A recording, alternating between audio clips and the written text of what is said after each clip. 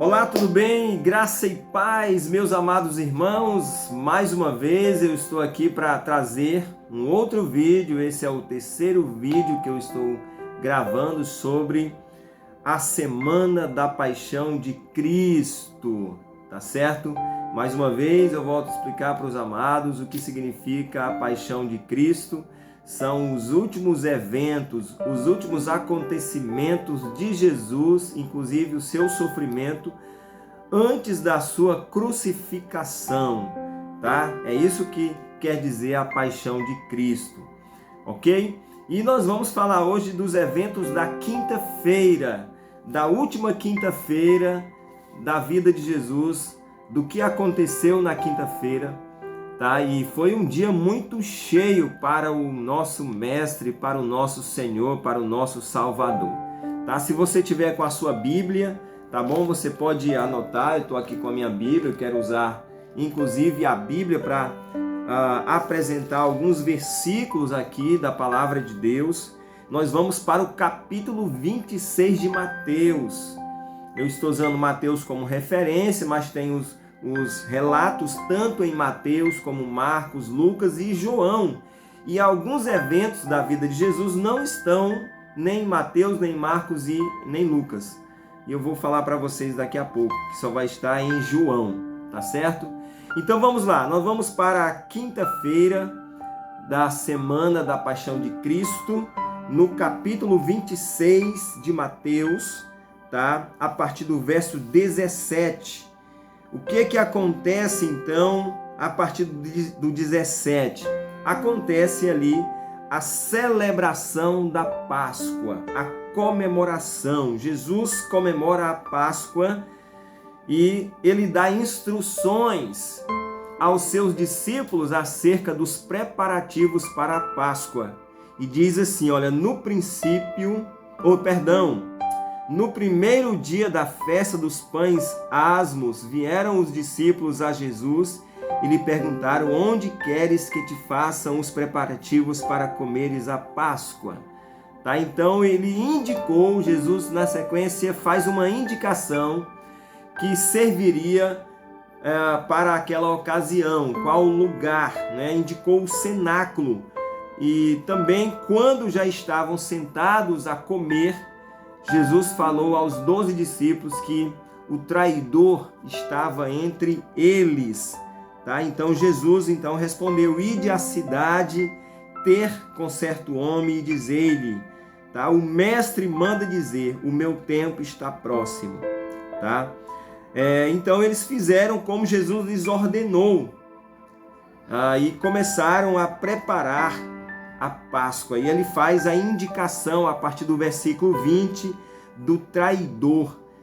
A partir do verso 26, Jesus então, o texto relata aí a partir do verso 26 sobre a ceia do Senhor.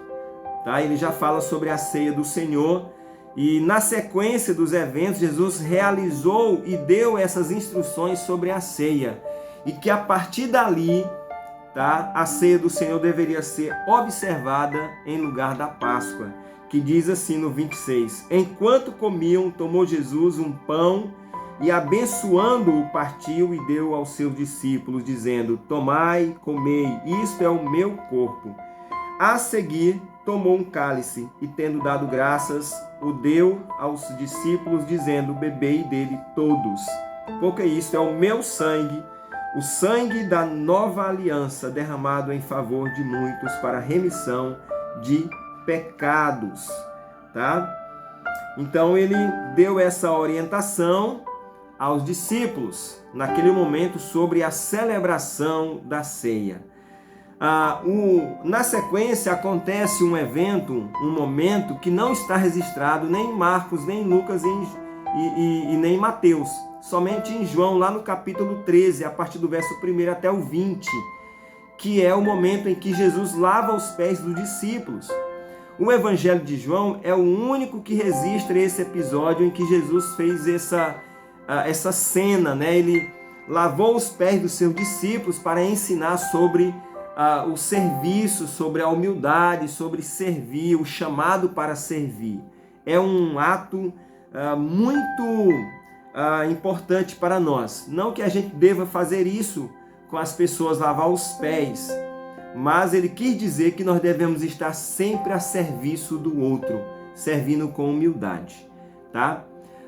Já numa conversa, a partir do verso 31 de Mateus 26, do verso 31, Jesus conversa com Pedro. E naquele momento, Jesus então avisa que diante dos fatos da sua prisão, o apóstolo Pedro o negaria. Olha só, Jesus, ele diz para Pedro que ele negaria, né? O verso 31 diz, olha, então Jesus lhe disse, esta noite todos vós vos escandalizareis comigo, porque está escrito, ferirei o pastor e as ovelhas do rebanho ficarão dispersas por causa daquele momento, né? Do grande alvoroço da sua prisão. Imaginamos que era disso que Jesus estava falando.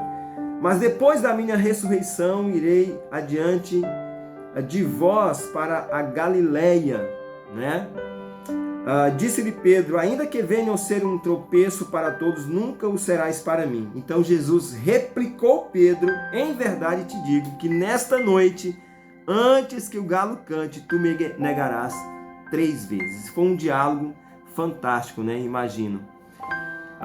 E aí na sequência, ainda na quinta-feira, um outro evento que aconteceu, mas não está registrado aqui, está registrado em João, tá? É o momento onde Jesus consola os discípulos. Jesus então consolou seus discípulos que estavam abatidos. Está lá em João 14, onde ele diz, não se turbe o vosso coração, credes em Deus, crede também em mim, na casa de meu Pai há muitas moradas. E foi exatamente nesse momento que Jesus lança essa palavra de conforto, de consolo aos seus discípulos. Um outro evento está registrado em João 17, a partir do verso 1, que é a oração sacerdotal, é a oração de Jesus pelos discípulos, em favor dos discípulos. Além de consolar, Jesus também ora por eles. E o Evangelho de João registra a oração de Jesus em prol dos seus discípulos. Um outro evento na sequência, ainda na quinta-feira, é o momento em que Jesus está no jardim do Getsêmani. A partir do verso 36 de Mateus 26, o verso 36, o texto diz que em seguida foi Jesus com eles a um lugar chamado Getsêmani ou Getsêmani e disse a seus discípulos, assentai-vos aqui enquanto eu vou ali orar, tá? Então, esse lugar era um jardim que estava localizado no Monte das Oliveiras, que Jesus ia lá com muita frequência. Segundo o texto de Lucas 22, ele ia lá com muita frequência.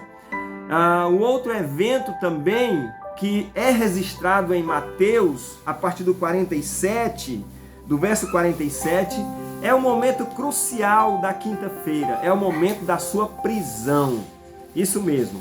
No verso 47 diz que falava ele ainda, e eis que chegou Judas, um dos 12, e com ele grande turba com espadas e porretes, vinda da parte dos principais sacerdotes e dos anciãos do povo. Ora, o traidor lhes tinha dado este sinal, aquele a quem eu beijar é esse, prendei-o. Exatamente nesse ponto, Jesus é preso. E os 4 evangelhos narram o momento em que Jesus foi preso. Tanto Marcos, Mateus, Lucas e João narram esse momento. Depois da sua prisão, os discípulos se dispersaram, foram todo mundo embora, e Jesus então foi levado para o Sinédrio. Já no versículo 57, nós estamos ainda em Mateus 26, lá no verso 57, Jesus está perante o Sinédrio, tá? E os que prenderam Jesus o levaram à casa de Caifás, o sumo sacerdote, onde se haviam reunido os escribas e os anciãos. E o único discípulo que estava perto de Jesus era Pedro, mas aconteceu que ele o negou 3 vezes, como Jesus disse, né? E Jesus então compareceu perante o Sinédrio que buscava alguma acusação contra ele. né? E exatamente nesse momento ali, a partir do versículo 68, já registra Pedro negando a Jesus. Então, o outro evento que acontece a partir do verso 68 até o verso 75 é o momento da negação de Pedro.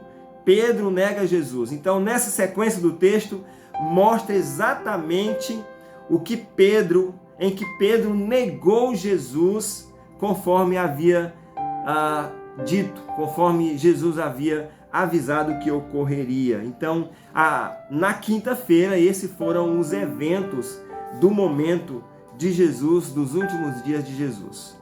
Amém? Muito bem, nós estamos aqui encerrando esse vídeo com a quinta-feira. E aí eu vou gravar depois o vídeo da sexta, falando do que aconteceu na sexta-feira. E é uma sexta-feira emocionante. Eu quero então que você assista o próximo vídeo, que eu irei falar sobre os eventos dos últimos momentos de Jesus antes da sua crucificação, tá bom? Vai ser um momento muito bom. Então, que Deus te abençoe, que Deus te guarde, tá bom? E que você possa aprender com essa sequência de informações aqui, uma aula sobre os acontecimentos de Jesus, a sua vida, o seu momento, antes da sua crucificação, do seu sepultamento e também da sua ressurreição. Até o próximo vídeo. Deus te abençoe em nome de Jesus.